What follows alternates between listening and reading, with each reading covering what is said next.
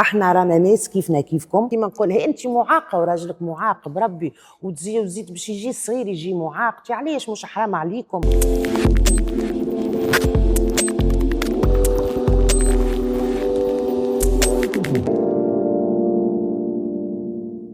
مرحبا مدام سلوى. وبيك يعيشك. الناس باش تكتشف أكثر شنو باش يكون موضوعنا لليوم. قبل ما نبدأ بطرح الأسئلة كان تعرفنا على روحك.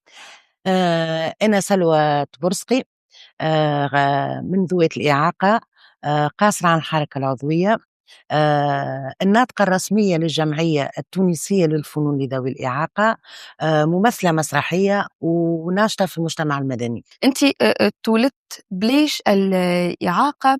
كيفاش حصلت لك وفي أي عمر؟ أنا كي تولدت لاباس عليا، في العمر 8 شهور، مت بالسخانة، معناتها تسبب لي شلل. وعيك مدام سلوى، أو أول مرة تحس روحك أنك مختلفة، كيفاش تعاملت مع الإعاقة هذه؟ كيفاش كانت الطفولة متاعك؟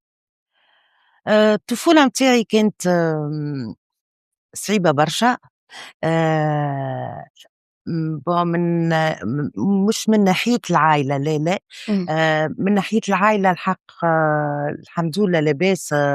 أخواتي، بابا، أمي والكل معناتها يعاملوا فيّا مع كإني إنسانة عادية معناتها، فهمت؟ ماكش مختلفة على خواتك. لأ، مانيش إمم. مختلفة على خواتي، إمم. وكنت يمكن أنا أحسن من خواتي إمم. معناتها، حتى خواتي يحطوني أنا أحسن منهم، بابا، أمي، الكل، إمم. فهمت؟ المشكلة أنا في الطفولة متاعي في الشارع، في الشارع فوالا، في الشارع، اللعب. شنو هو اللي خلّى الطفولة تكون صعيبة؟ علاش تختار تقييمها بكلمة صعيبة مدام سلوى؟ صعيبة خاطر أنا من ذوات الإعاقة، إمم. خاطر أنا مانيش معناتها ديما نحطها كوني أنا مانيش كيف أندادي، كيك الفكرة هاذيك، إمم. مانيش كيف الصغار هاذيك تلعب في الكوردة أنا ما نجمش نلعبها، تلعب في الكاري أنا ما نجمش نلعبه، فهمت كيفاش؟ ديما أكلي، علاش نقول صعيبة برشا. معناتها حسب الإعاقة متاعي إمم. ما تقبلتهاش فوالا. حسيتها كأنها أقصاتك، أو ما خلتكش تعيش طفولة طبيعية. يعني هُنايا مش من قبل الناس اللي دايرة بيك مدام سلوى، هوني بينك وبين روحك حسيت إنه الإعاقة هي اللي خلّتك تحس روحك مختلفة. أكيد، بيني وبين روحي معناتها حسيت إن الإعاقة إمم. معناتها مختلفة بها، مانيش حابتها، مانيش محبتها الإعاقة إمم. الحق. إمم. فهمت؟ بالنسبة للعباد اللي دايرة بيا معناتها عادي، ما قلقونيش، بالعكس. بالنسبة أنا نذكر معناتها علاش ديما نحكي على طفولتي، طفولتي بالنسبة للصغار اللي نلعب معاهم ما همش حاطينّي معناتها عاملين لي حد كوني أنا معناتها من ذوي الإعاقة وما نجمش إمم. ولا وما تلعبش معانا، لا، لا، لا. المشكل في روحي، المشكل في روحي كوني أنا مانيش قابلتها، فوالا. مرحلة المراهقة، اختلفت الفكرة والّا اتوصلت بالرفض هذيّة لإعاقتك مدام سلوى؟ المراهقة زادت أكثر وأكثر. إمم. الحق المراهقة، ما نعرفش أنا نشوف هكايا نديدي محليهم لابسين، علاش أنا مثلًا ما نلبسش أنا الجوب هاذيك معناتها، علاش ما نلبسش السروال هاذيك، علاش المراهقة متاعي بالحق صعيبة برشا، صعيبة، صعيبة، وتعبت فيها برشا، برشا، برشا. آمم في برشا حاجات، حتى الأمور العاطفية راهو، إمم. فهمت؟ كيفاش تقبّلت من بعد؟ كيفاش تجاوزت مرحلة الرفض ودخلنا في إنك لا بالعكس تحكي على إعاقتك و تحكي على الأشخاص ذوي وذوية الإعاقة الكل؟ أنا قُلت أيا معناتها شنيا أنا باش نقعد نبكي على الأطلال ونقعد حاططها في مخي الحكاية ونحط إعاقتي والكل، أيا لأ خلّيني نخرج ونندمج في المجتمع أنا هذا، إمم، خلّيني خاطر الاندماج راهو باهي برشا الاندماج بالحق، معناتها الحمد لله أنا حُكم اللي نعمل تياتر معناتها وقتها وليت نعمل في المسرح، دخلت إمم، للمسرح، المسرح علّمني برشا حاجات، علّمني ال المواجهة مع العباد، علّمني نتكلّم، أنا حالي معناتها الحشمة إمم، وليت إنسانة عادية متقبلة روحي، محلاني، إمم، مزيانني، معناتها إعاقتي أناقتي ديما نقولها راهي إعاقتي أناقتي، الحمد لله معناتها الإعاقة ماهيش حاجز، ماهيش حاجز بينها وبين حياتي، الحمد لله يا ربي معناتها ن ن ن يلزمني نعيش عادي، إمم، يلزمني نعيش عادي كأيها الناس معناتها ما ثماش فرق، إمم. ما ثماش فرق. مدام سلوى شنو تقول يمكن للمراهقين أو الأطفال من ذوي وذوات الإعاقة كيفاش ينجموا يوصلوا للمرحلة هذية من التصالح مع الذات وتقبل الإعاقة؟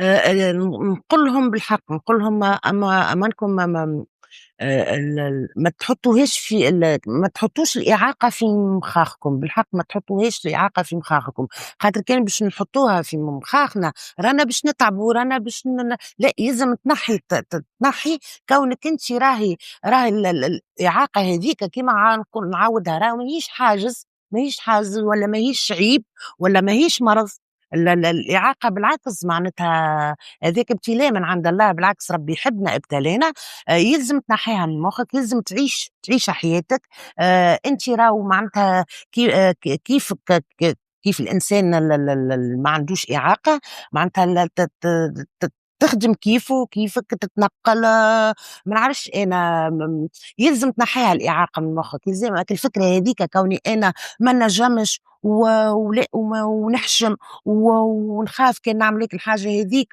وهاذاك توا يضحك عليَّ، وهاذاك ما يقبلنيش، لا، لا، لا، لا، بالعكس أنا خير منهم، أنا ن ن ن ن ن محلاني، أنا مزينني، أنا بالحق أنا كيف ما يعمل هو نعمل أنا، علاش لا معناتها كيف ما هو يحب يوصل أنا زادة نحب نوصل، معناتها نطلب من أي إنسان من ذوي وذوات الإعاقة نحوها الإعاقة من مخاخ. عيشوا حياتكم عادي جدًا. في إطار العيش عادي جدًا إمم. مدام سلوى، إلى أي مدى تعتبر إنه ذوي وذوات الإعاقة متمتعين بحقوقهم وأولوياتهم باش يعيشوا حياة دون متاعب؟ في بلادنا إمم، لأ، في بلادنا حقوقنا عند الصحاح، voilà أنا نقولها، إحنا عندنا عنوان المسرحية إمم، فلوسنا عند الصحاح، إمم. معناتها كي جبدنا إنه حقوقنا عند الصحاح، إحنا ذوات وذوي الإعاقة ما عندناش حقوق في تونس، ما بالحق حقوقنا مهضومة معناتها آآ في أي جانب في كل تقول حقوق الجوانب، مهضومة مدام في الجوانب الكل راهو في الصحة، في النقل، في إمم، الشغل، في العيش الكريم، في كل شيء راهو، في الدراسة، في كل شيء إحنا حقوقنا مهضومة، إمم. فهمت؟ دونك يمكن هنايا كي تتطرق للصحة، دراسة إلى آخره، ما عندناش البنية التحتية اللي تحترم الاختلاف والإعاقة مدام سلوى. ما عندناش، بالحق ما عندناش أنا ديما نقولها نقول كي يخدموا بلاصة معناتها ما ي آخر ناس يخمموا فيها هُم إحنا معناتها ما عادش أنا إدارة ولا أي مكان معناتها باش يخدموه، فهمت، آخر ناس ي ي معناتها يخمموا فيه هُم إحنا البلاصة هاذيك، بالحق البنية التحتية في تونس جملة. إمم. من خلال حديثنا على البنية التحتية، شو هو أكثر المواقف أو التجارب اللي عشتهم مدام سلوى حسّك إنه بنيتنا التحتية ووعينا ما يحترموش ذوي وذوات الإعاقة؟ أنا الحاجة اللي صارت لي هي إمم، وقت الولادة نتاعي، إمم، وقت الحمل ووقت الولادة، علاش نقولوا البنية التحتية معناتها أنا وقت اللي حامل معناتها حبلة بولدي كي نمشي للسبيطار معناتها المستشفى آمم، آمم، معناتها نطلع دروج وهبط دروج ونمشي للطابق هاذاك باش تعمل فيه تحاليل معناتها ما ثماش ماهوش مهيأ ذوي الإعاقة إمم، معناتها باش إحنا نتنقلوا براحتنا مثلًا ascenseur ولا مثلًا معناتها إيطاج هكا اللوطة فيه كل شيء معناتها إمم، فهمت. هذه حاجة. الحاجة الثانية زادة ال ال ال نقولوا إحنا الmaterial نتاع الولادة إمم، ماهوش مهيأ زادة ذوات الإعاقة إمم، ماهوش مهيأ جملة. طاولة تلقاها عالية برشا، طاولة تلقاها مكسرة، معناتها أنا وقت اللي ولدت ولدي بالحق ربي سبحانه زادني عمر آخر معناتها عمر جديد. أنا وقت اللي ولدت ولدي الطاولة مكسرة معناتها معناتها الطاولة غارقة هكيا إمم، اللوطة. أكلي صايي أنا النفس سكر لي وبديت في معناتها صايي وليت في سِنة أخرى ماناش من الطاولة هاذيك. بصراحة معاملة م ما ثماش معاملة باهية لذوات الإعاقة. إمم، عاملوني معاملة خايبة برشا، بالحق عاملوني معاملة خايبة برشا. هيكلي هذيا معناتها هيكلي ما ثماش الأولوية وقت اللي أنا باش نمشي نعدّي إمم، ونقيّد في الجيشي، إمم، فما عندناش الأولوية من ذوات الإعاقة والبطاقة مكتوب فيها راهو إمم، الأولوية. إحنا لا ما يمشيوش بها هاذيك معناتها.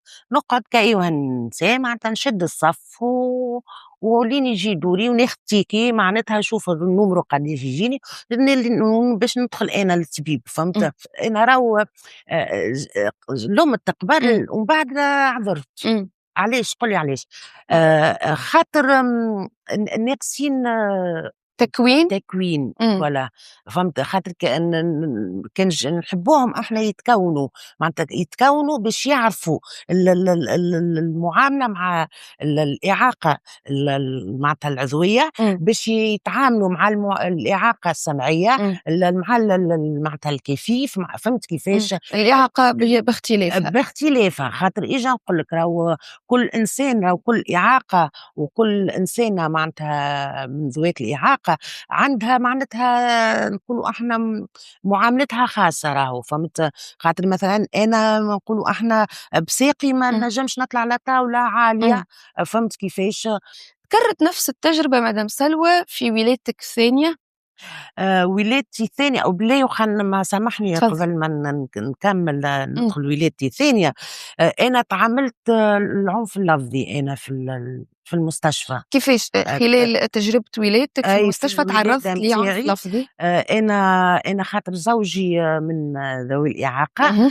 آآ وقت اللي معناتها شافوني أنا وراجلي قالوا لي علاش تجيب في الصغار، إمم. علاش تجيبوا في الصغار معناتها. علاش إحنا علاش ما نجيبوش الصغار معناتها علاش نجموا نجيبوا الصغار وربي سبحانه كرمنا بالصغار. علاش معناتها. قالت لي لأ معناتها أنتِ من ذوي الإعاقة وراجلك من معناتها من كيف من ذوي ذوي الإعاقة. الإعاقة؟ إحنا هنا ذهبناها الكلمة إمم. كيما نقولها أنتِ معاقة وراجلك معاق بربي وزيد باش يجي الصغير يجي معاق، أنتِ علاش مش حرام عليكم معناتها. فهمت إمم. كيفاش. وقت اللي هُم يلزمهم يعرفوا يا ناس راهي الإعاقة ماهيش عدوى. الإعاقة ماهيش معناتها مش وراثي معناتها فهمت. bon ثم الوراثي تختلف لكن الحالات. تختلف هي أو مدام سلوى كيما في حالتِك في أنتِ حالتي أنا. صارت لِك تولدت طبيعيًا ومن صح. بعد بسبب سخانة وليت من ذوات الإعاقة. دونك هنايا ما نعرفوش ماناش مكوّنين، ما عندناش الدراية الكافية بالاختلاف وبالإعاقة. دونك هنايا هذه تجربة العنف اللفظي في المستشفى خلال إمم. ولادتِك الأولى. تكرّرت التجربة في الولادة الثانية؟ لأ. في الولادة الثانية ما نكذبش عليك قررت ما نولدش في المستشفى. إمم. بالحق قُلت نعمل المستحيل، راجلي يعمل المستحيل، إمم. كوني ما نولدش في المستشفى. ما نكذبش خاطر تعذّبت برشا. أنا حاملة الappareil dommage في ساقي. إمم. أنا في المستشفى ما تنحتليش الappareil. من ساقي معناتها خلاوني بالاباري. تعبت برشا. ولدي خرج مخنوق. فهمت كيفاش. قررت أنا قلت لأ، ما نكررش نفس العذاب ونفس التعب ونفس الكلام الخايب ونفس فهمت كيفاش. إمم. المعاملة زايدة الخايبة ما نعاودهاش معناتها. والحمد لله التجأت للمصحة. يمكن اختيارك شخص يشبه لك على الأقل من خلال الاختلاف، سهّل عليك في التعارف، في التقبُّل إنه شخص عنده تجربة قريبة لتجربتك، ما يكونش عندك إحساس بالرفض كيما في تجربتك الأولى؟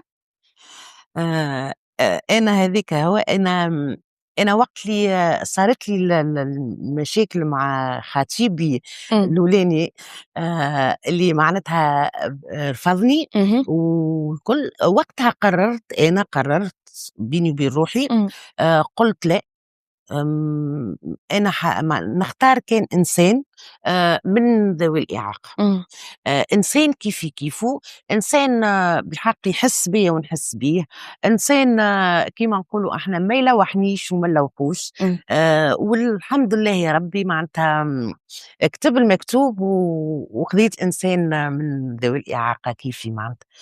الحمد لله معناتها نفس الأفكار، إمم. نفس الطبيعة، إمم. نفس بالحق الحمد لله يا ربي لقينا رواحنا قراب لبعضنا إمم. كيف بعضنا. فهمت إمم.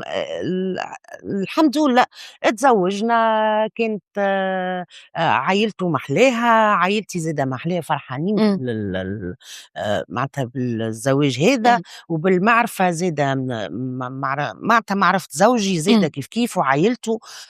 الحمد لله ربي تزوجنا وعايشين والحمد لله وجبنا وليد وبنية وإن شاء الله ربي يبقى علينا الستر ربي يفضّلكم والعيشة. لبعضكم وربي يفضّل لك صغيراتك مدام سلوى. قبل ما نختموا نحب نسألك أكثر يمكن على وعي المجتمع، تعامل المجتمع مع الاختلاف والأشخاص ذوي وذوات الإعاقة. كيفاش ترى وعي المجتمع التونسي بالإعاقة مدام سلوى؟ والله الوعي كيفاش نراه هنا. أنا بالنسبة ليا أنا باش نحكي على إمم. روحي. إمم. بالنسبة ليا أنا بالحق عايشة مع المجتمع، عايشة معاه. إمم. معناتها المجتمع قابلني. إمم. فوالا. علاش قابلني؟ خاطر أنا فارضة وجودي. إمم. أنا فارضة وجودي. ما نعرفش أنا. هذا بالنسبة لي أنا. أما بالنسبة معناتها الناس آخرين، بالنسبة لوعي المجتمع معناتها نقول لهم بالحق راهو إحنا رانا ناس كيفنا كيفكم. راهو ما ثماش فرق بيناتنا. راهو بالحق راهو كي تنظروا لذوي الإعاقة ما تنظروا لهمش هيك النظرة متاع شفقة شفّق. إمم. ومتاع مسكين. لا لا أمان هذيك كلمة مسكين هذيك. راهو واحد على واحد راهي يتحطموا. إمم. راهي إمم. يتحطموا. راهو إجا نقول لكم راهو مش تشوفوني أنا هكايا عادي وقابلتها إعاقتي. ثم ناس ماهيش قابلتها. راهو كلمة هيك مسكين هذيك راهي يتحطموا. بالنسبة لي أنا كان تقولها لي مسكين نقبلها عادي. نقول لك أنا مانيش مسكينة. أنا مانيش مسكينة. علاش مسكين؟ باهي. بالحق هيك الشفقة هذيك نحيوها لذوي الإعاقة. إمم. وكن الحُجرة زايدة عندنا إمم. برشا إمم. حُجرة راهو بالحق راهو. زايدة مجتمع عنده برشا حُجرة لذوي الإعاقة. زايدة بربي هذيك ما زايدة نحيوها. خاطر راهو رانا بشر. إحنا رانا ربي خلقنا كيفنا كيفكم. راهو إحنا ولاد 9. راهو إحنا إمم. نعيشوا كيفكم. راهو نمشيو كيفكم. راهو ناكلوا معناتها ما ثماش فرق أمان باش تقول ماناش إحنا جايين من كوكب آخر معناتها. مدام سلوى كان جه القرار بيدك سواء من مفاهيم أو وعي أو بنية تحتية، شنو اللي تغيّره؟ والله نغيّروا برشا حاجات. كيما نحكيو ديما نقولوا البنية التحتية راهي ال ال ال ما عادش أنا ديما انظروا اللي ثم ناس راهو من ذوي الإعاقة، إمم. ديما حطّوا اللي راهو ثم الناس هذيّة راهي بالحق ديما ما نعرفش أنا، ديما حطوها في مخاخكم معناتها مش باش تسخفوا علينا، لا، لا مش ما تسخفوش علينا، أما زادا يا أخي خذونا بخاطرنا زادا إحنا ناس ما نجموش راهو باش ننقزوا كيفكم ولا إمم. ولا مثلًا باش نطلع أنا دروج دوزيام إيتاج ولا على لا لازم ديما بالحق تخمّوا فينا، يلزم تخمّوا فينا في كل شيء زادا. واضح، مشكورة جدًا، نشكرِك برشا مدام سلوى يعيشك. على حضورِك بحذانا، ونخلّي لِك كلمة الختام. أنا نشكركم برشا، العفو. برشا، وفرحانة بالحق اللي أنا موجودة معاكم، يعيشك. وإن شاء الله يا ربي إن شاء الله معناتها تكلّمت ووفيت وإن شاء الله وإن شاء الله ميساجاتي زادا وصلوا.